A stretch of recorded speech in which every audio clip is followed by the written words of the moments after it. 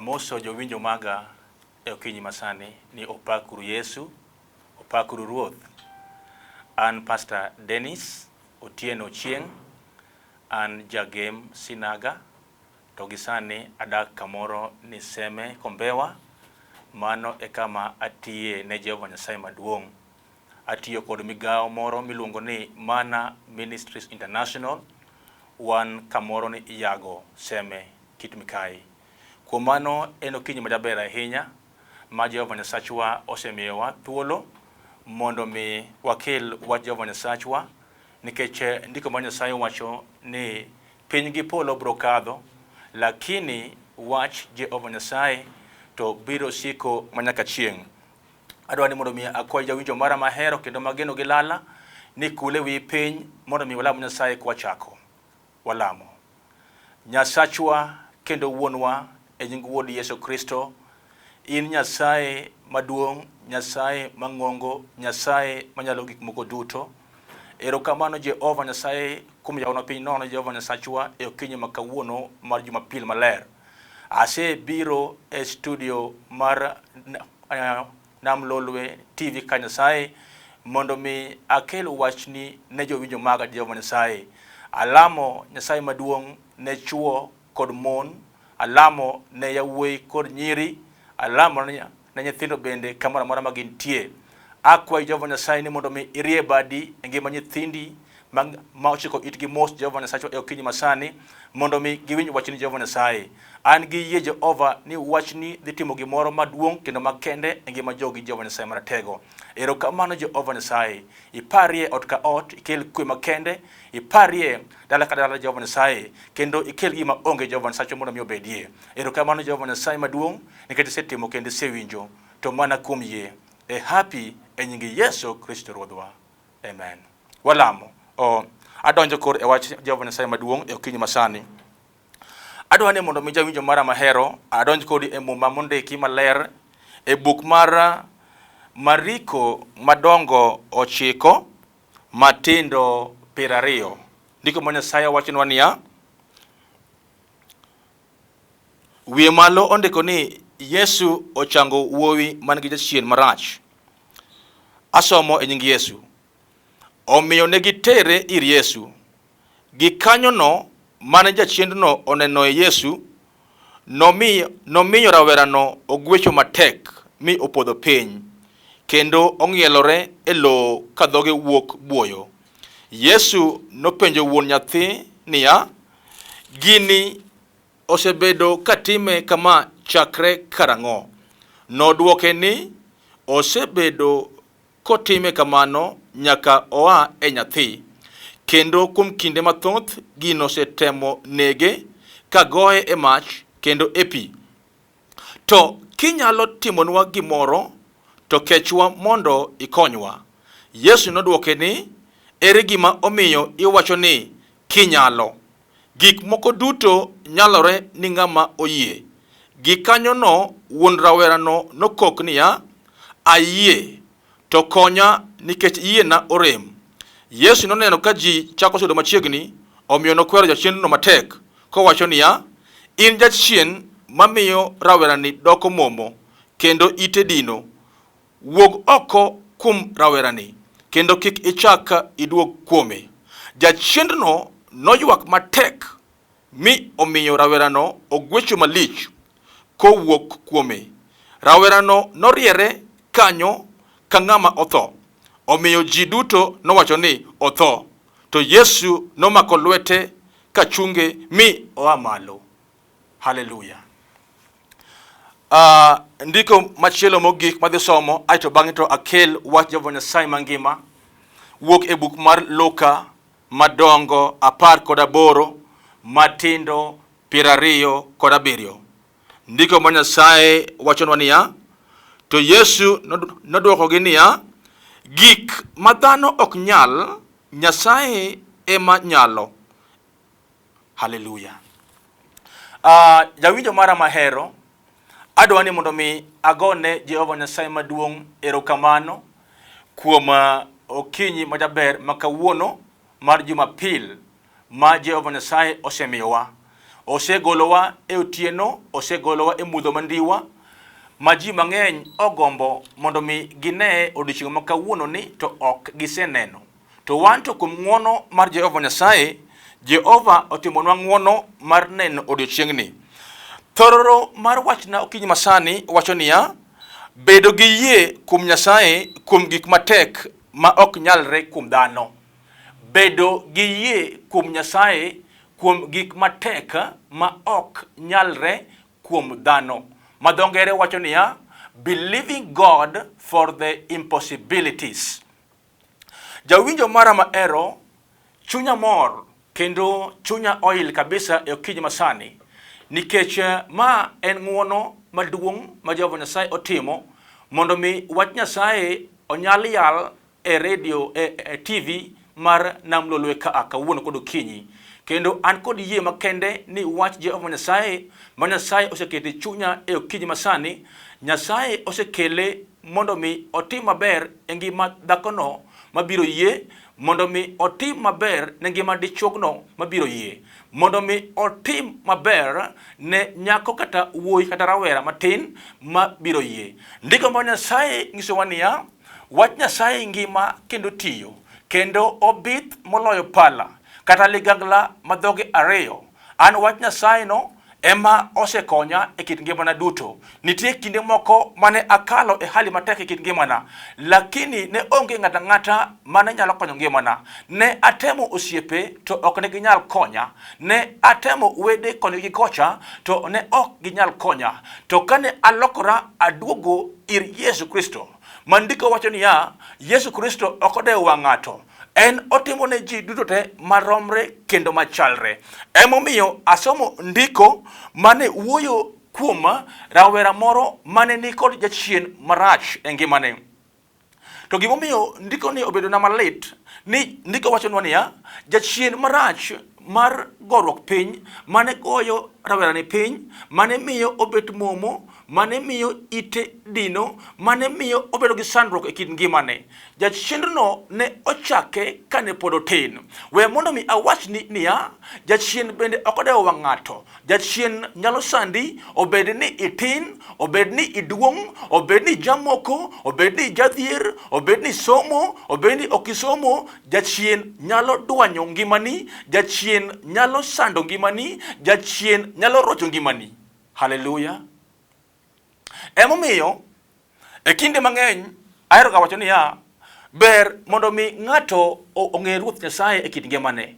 Ber mondo mi ng'ato ong'e Yesu Kristo e kit ngimane. Nikech Yesu Kristo ni en ema onyalo kelo lokruok e ngimani. En ema onyalo kelo pogruok e kit ngimani. En ema onyalo goli e pidh yugi moketi malo michiem gi ruodhi. En ema onyalo goli e bur malich motimo todo, obed bur mag tuoche, obed bur mag midekre, obed bur mag mifwadhi, obed bur mag kung mag anyuola, obed lang chunje mag mudho makata itemo ni mondo mi itim oandi moro kata iti tiji moro to ok nyal neno ber mare. We mondo mi awach ni niya, ndiko nyisowa niya, jachien ne obiro kwalo, ketho kod nego.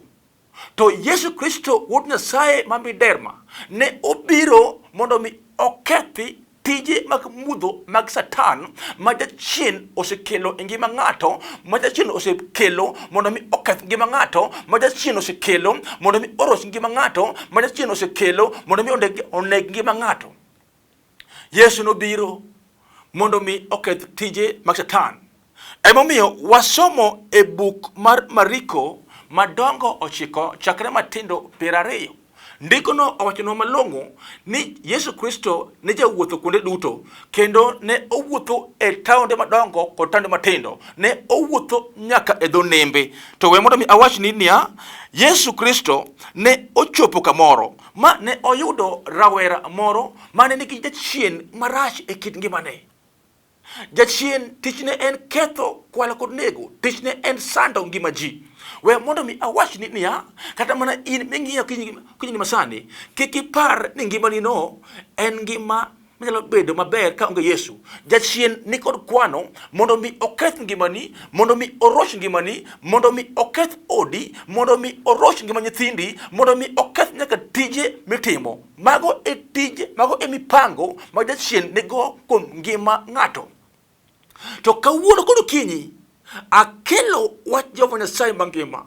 En ipime kod mach, ipime kod nyundo. Onge gimoro amora manyalo tamo wach Jehova Nyasaye. Yesu nobiro e pinyni ma owuotho e pinyni ka dhano mondo mi otim onni madongo, mondo mi otim ranyisi madongo ne dichuo moyie, ne dhako moyie, ne nyako moyie, ne wuoyi kata rawera moyie. Kumano yie en gima duong'. Yie timo gik madongo. Okinyi ma kawuono ni wawinjo ka ndiko wacho ka Yesu Kristo jopenjo wuon nyathi. Ni to Yesu nopenjo wuon nyathi niya, gini osebedo ka time kama chakre karang'o? Nodwoko ni osebedo kotime kamano nyaka oa e nyathi.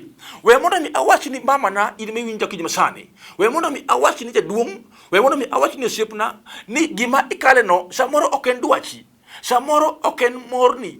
Dhier mikale no samoro ok en heroni, samoro ok en dwachi, samoro ok en gima sebedo kidwa ni mondo mi ikale. To en mana nikech jachien. Tuoche kod midekre mikale go samoro ok en nikech dwachi kata nikech ihero. To nikech jachien en ng'ama racho osemiyo ibet e hali no e kit ngimani duto, to in iwuon ok isebet e ngima midwaro. To jachien osebedo ka keti e hali no bang' kinde mang'eny. Samoro en tuo bang' kinde ka kinde, samoro en kech mifuadhi, samoro en dhier bang' kinde ka kinde, samoro en chandruok e kit ngimani. Itemo tiyo matek to ok ine olemo ka yudre ngimani, ok ine ka gik mabeyo timore ngimani, gik ma chunyi dwaro kendo gombo ngimani ok inyal yudo nikech ang'o? Jachien en ng'ama rach. Kawuono ni we mondo mi awach ni ka inyalo bedo kod yie e kit ngimani, to gik mabeyo kendo madongo nyalo timore e ngimani. Nodwoko ni osebedo kotime kamano nyaka oa e nyathi, kendo kuom kinde mathoth gino osetemo nege kagoye e mach kendo e pi. We mondo mi awach ni mama, we mondo mi awach ni dichuo, we mondo mi awach ni jaduong'. Jachien nigi kwano marach. Jachien dwaro ni mondo mi oroch ngimani, odwaro ni mondo mi okwal ngimani, odwaro ni mondo mi oketh ngimani, odwaro ni mondo mi oneg ngimani. Onge gima ber manyalo kuom jachien. Gik mabeyo mana kuom Jehova Nyasaye, gik mabeyo mana kuom Yesu Kristo. Emomiyo ndiko nyisowa niya, ni kamoro amora mane Yesu Kristo dhiye ne otimo maber. Kane oyudo muofni ne gineno, kane oyudo rong'onde ne giwuotho, kane oyudo joma itgi odino to ne oyawo itgi, kane oyudo joma ok nyal ne omiyogi teko mondo mi giyud teko ngimagi, mondo mi ngimagi olokre. Gima mora gi Yesu Kristo ni kodonjo ngima ng'ato to ngimani ok bidong' kaka ne entie. Kodonjo e dier odi, kodonjo e dier dalani, kodonjo dichiel to okelo lokruok maduong' kabisa e kit ngimani. Kodonjo e dier dalani to oloko picha mar dalani. Kodonjo e ngima nyithindi to obiro loko ngima nyithindi. Kodonjo e dier ngima yawuoti to obiro loko ngima yawuoti. Kodonjo e ngima nyigi to obiro loko ngima nyigi.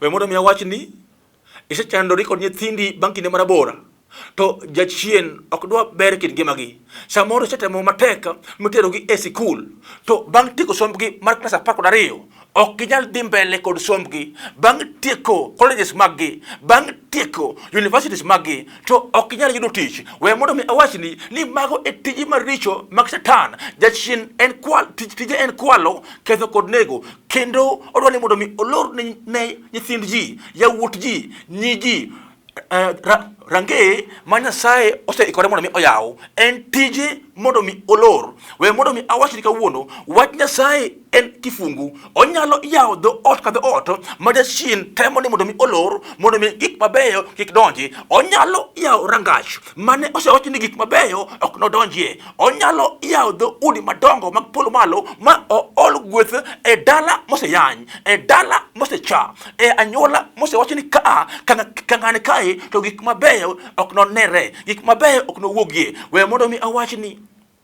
ni wach Nyasaye to ngima kendo tiyo. Wach Nyasaye osenon moyud ni en adiera. Wach Nyasaye nyalo kelo geno ne kama geno nyose rume. Wach Nyasaye nyalo miyo taya orieny kama nyo taya onge. Wach Nyasaye nyalo kelo gima onge to betie. Wach Nyasaye nyalo kelo gari kama nochni karandiga ok nodonjie. Wach Nyasaye nyalo miyo ler orieny e mudho kama Nyasaye ochni mudho mandiwa osego touch e dier dala ng'ane. We mondo mi awachni wach Nyasaye nigi teko mar golo teko mag mudho, mar golo lang chunje mag chiende mose tweyo ngimani bang' kinde marabora. We mondo mi awachni niya, ndiko ngiso niya, jachien marach mar goruok piny, mar momo, mar dino it mane omako ngima nyathicha rawerecha. Ndiko ngiso niya, ka Yesu Kristo ne odonjo to teko manitie kuom Yesu Kristo ok ne nyalo golo teko mag mudho mag jochiende mane sando ngima rawerecha. Ok ang'eyo minwa, ok ang'eyo jaduong', ok ang'eyo osiepna ni kama iwinjeno gin ang'o giri mosebedo ka sando ngimani. Gin kit ywak mage mesebedo kiywago kata mana gotieno, otieno ji ol ji nindo to into taya ok inegi. We mondo mi awachni niya, wach Nyasaye nyalo golo teko mag mudho mag parruok, mag luoro, mag kihondko mosebedo ka sando ngimani bang' kinde mabor. We mondo mi awachni jachien no sando rawerecha nyaka a e tinne, nyaka nochak bedo nyathi, nyaka obedo ng'ama duong'. Jachien ne sanda jachien tichne en kwalo, ketho kod nego. To kawuono akelo wach Jehova Nyasaye manyalo kelo chang, manyalo kelo gony, manyalo kelo warruok e ngima kijana matin, manyalo kelo warruok e ngima nyako matin, manyalo kelo gony e ngima jogo motwe. Samoro in kanyo tisebedo itiyo matek, samoro bende isomo lakini jachien pod otweyi. We mondo mi awachni kawuono kod okinyi kinyalo yie kuom wach Jehova Nyasaye.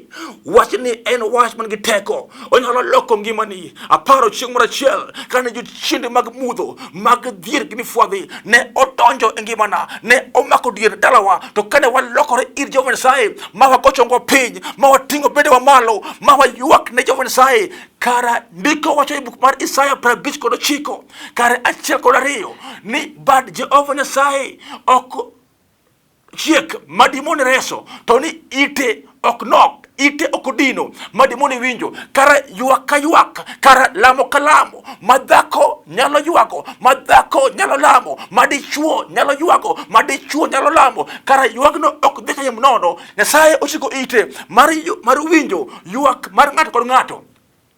Ok ang'eyo ni en lamo mane ma in go e higane manyien ni mar the year 2021. Iga ni nyalo bedo iga maber e kit ngimani kinyalo yie kuom wach Jehova Nyasaye. To samoro igani nitie gik mabeyo manyo jachien osemai. To igani buk mar Joel 2:25 wachonwa niya, Nyasaye biro duokonwa gik mane det bonyo ochame ngimawa. Nyasaye biro duokonwa gik mane olwenda ochame ngimawa. Nyasaye biro duokonwa gik mane osodo ochamo ngimawa. Ok ang'eyo ni gin ang'o gini mane jachien osetamo ni kik timre ngimani. Ok ang'eyo ni gin tuoche aina mage mane jachien osekete ngimani. We mondo mi awachni awuoyo kuom Nyasaye ma jaduok gik mabeyo e ngima jogo moyie kuome, e ngima jogo mogeno kuome. En Nyasaye manyalo timo oni madongo kod ranyisi e ngima jogo madwar kendo lami kod adiera. Notimo ne Ana, dhako ma migumba, dhako mane lor, mane oseyany, mane osenyier, mowachni mae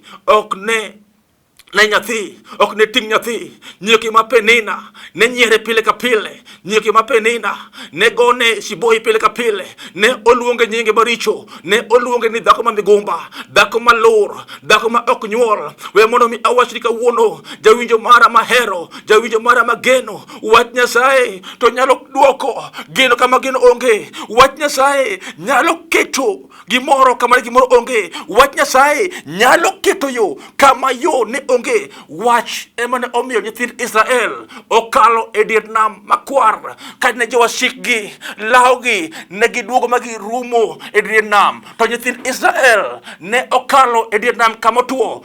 En ang'o matek ma Jehova Nyasaye ok nyal timo? En ang'o matek ma dhano matek ahinya matamo dhano timo. We mondo mi awachni ni gik matek ma dhano ok nyal, gik matek ma somo ok nyal, gik matek ma pesa ok nyal, Nyasaye kende ema nyalo timo. Kama wuoyni ang'eyo jomoko mosomo, nitie wuoyi mang'eyo mosomo Maseno University.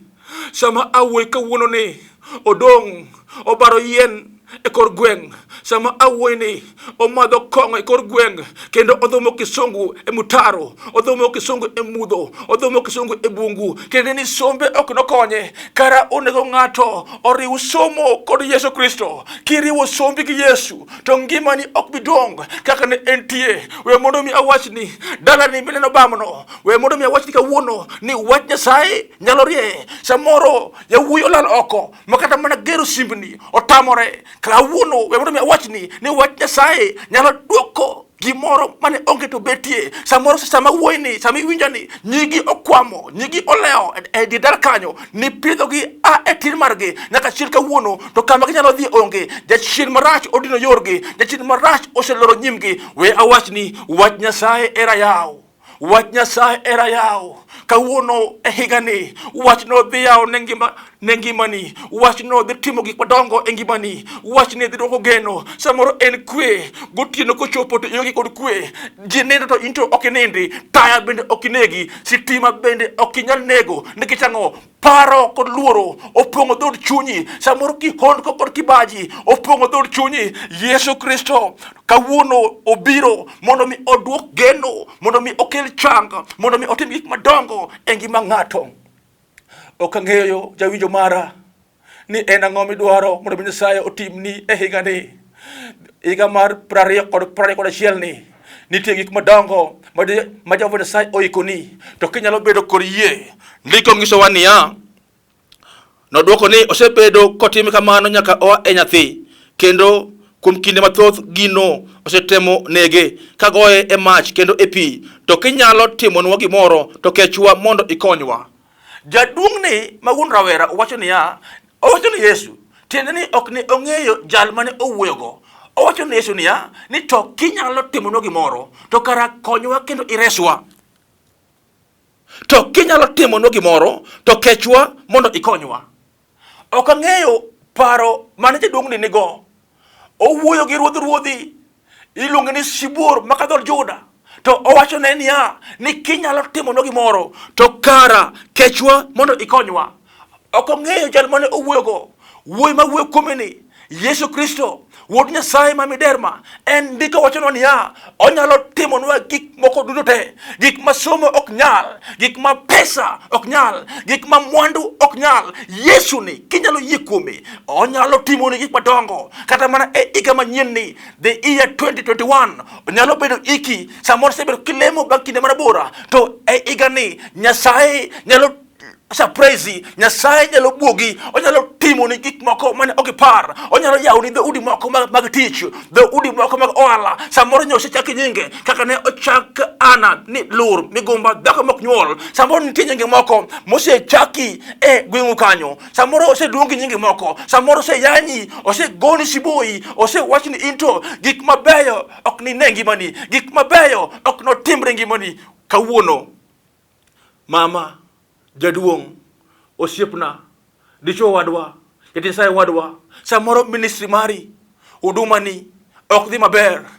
Higa ni 2021 nyalo bedo iki ma Jehova Nyasaye duoko nie gik manoselal mane jachien osekwalo. Katieko e buk mar Luka madongo 18, 20 kod 7. To Yesu nodwokogi niya, gik ma dhano ok nyal, Nyasaye ema nyalo. We awachni kawuono ni gik ma dhano ok nyal, Nyasaye kende ema nyalo. Gin ang'o giri misetemo gi sombi, gi pachi, gi riekoni, gi ng'eyoni to ok nyalre. E higa manyien ni Nyasaye dhi timoni gigo. Samoro nyo gin dhoudi moselorore, Nyasaye dhi timoni gigo e nying Yesu Kristo. Adwa ni mondo mi olam Nyasaye nikech en okinyi majaber man Nyasaye otimone rawaracha hono. Man wacho ne niya, e nying Yesu Kristo wuok jachien ni mondo wuok oko. Obed jachien mane, owuok oko kawuono e nying Yesu Kristo. Nyathicha ne oyudo gony, raweracha ne oyudo chang. Nyasaye Yesu Kristo ne otimoni maber, kawuono otimoni maber. Mondo mi walam Jehova Nyasaye katieko. En Nyasaye ma jang'wono, ok odewo wang' ng'ato. Haleluya. Walamo. Nyasachwa kendo wuonwa e nying Yesu Kristo. Erokamano Jehova kuom okinyi ma kawuono. Wase winjo wachni Jehova Nyasaye maratego. Erokamano kuom wachni Jehova Nyasaye. Ipidhe kod nyao to oti kod teko. Alamo Nyasaye ne jawinjo mara ruoth e okinyi masani. Ipare dhakono, ipare dichuogno, ipare odno, ipare dalano wuora, ipare nyithinde, ipare tich mutiyo. Nyasaye ti maber e ngimagi wuora. Erokamano Jehova Nyasaye ne pinywa mar Kenya.